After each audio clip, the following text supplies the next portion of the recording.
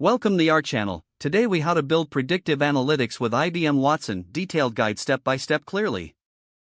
To begin building predictive analytics with IBM Watson, ensure you have a clear understanding of your business problem.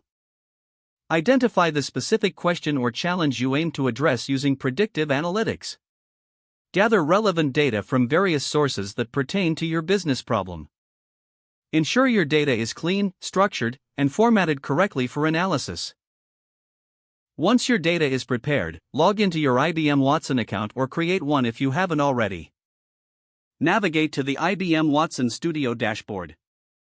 Create a new project by selecting the appropriate option available. Name your project descriptively, indicating its purpose. Next, upload your dataset to the project workspace. Use the data visualization tools within Watson Studio to explore your dataset further. Analyze patterns, trends, and any relevant statistics that emerge from your data. After exploratory analysis, decide which predictive model fits best for your data. Choose an appropriate machine learning algorithm for your predictive analysis. For novice users, consider starting with pre-built models provided by IBM Watson. Train your model using the prepared data by selecting the training options available. Monitor the training process to ensure it runs smoothly without errors. Once training is complete, evaluate the performance of the model using relevant metrics. If necessary, fine-tune your model by adjusting parameters for better accuracy. Validate your model with a separate test dataset to confirm its predictive capabilities. With the validated model, deploy it to the IBM Watson machine learning environment.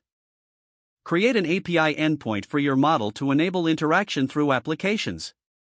Test the API with real-world data inputs to ensure it performs as expected.